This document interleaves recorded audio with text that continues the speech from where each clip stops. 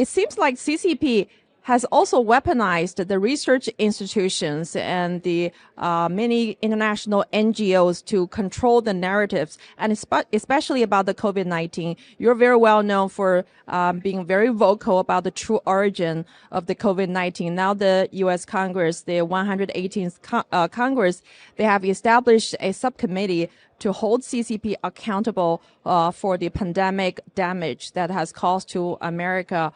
But sadly, we have lost over 1 million American people's life. You know, I would imagine what a better world this country could be if they heed to the real scientist opinion a few years ago. So what is your opinion about why the CCP has succeeded in weaponizing the big pharma, the research institution, and international organizations such as WHO and even United Nations?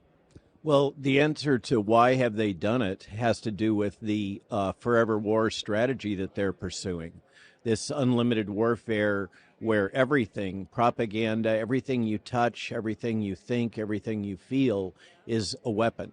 That we call this fifth generation warfare, and it's very much grounded in the logic of Sun Tzu, this ancient philosophy of unlimited warfare in which ideally you subvert the enemy without their even being aware of it happening.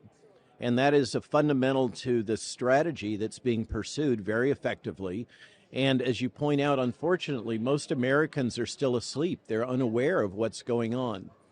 It's no surprise that an organization as structured and powerful and focused on world dominance as the CCP is would act in this very incremental long-range plan to gradually subvert institutions all over the world. It's really quite tactically brilliant.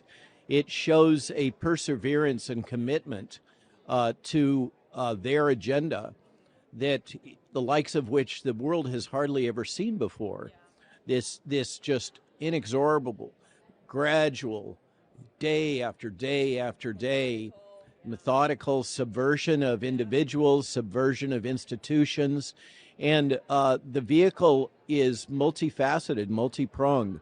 They use every possible technique. They use money, they use honey traps, they use all kinds of strategies to subvert and get information on people that compromises them and forces them to act in accordance with the interests of the CCP. And the problem is that they've been so successful.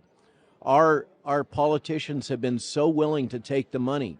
Our educational institutions have been so willing to take the money that the CCP has had an easy entry. It's so simple. Americans are just so focused on money and status and power, and they just need to have this little bit of taste for them to become compromised. And I don't understand why people would be so willing to compromise their principles in support of what is clearly a opposition, an enemy force that has a very different fundamental philosophy, doesn't share the Judeo-Christian ethics, and believes that really it's a utilitarian approach. Anything goes. Anything that's effective is acceptable. There are no ethical boundaries to what can or should be done to advance the cause of Chinese Communist Party. And that seems to be where we're at right now. And I believe that we should have to, if one of the things I'm looking for in a presidential candidate for the next round is a policy platform that people who are acting on behalf of the CCP need to register as foreign agents. And that furthermore, people that are acting on behalf of the World Economic Forum have to register as foreign agents. As you know, the WEF is very much linked to the CCP, and for many years has been holding their summer meetings in China on a rotating basis between two different cities. Many people only think of the World Economic Forum as meeting in Switzerland in Davos and having their little winter playground. But in the summer, for many, many years, they have met in mainland China in 2 key cities within communist China, and they have very much been integrated with the CCP agenda. And the likes of BlackRock and Vanguard and State Street, those major transnational funds, are all busy coordinating with the CCP. They have all been compromised. And what they're doing is they're taking Americans' pension funds and using them to capitalize the CCP's expansionist agenda. It makes no sense at all why we're allowing this to happen.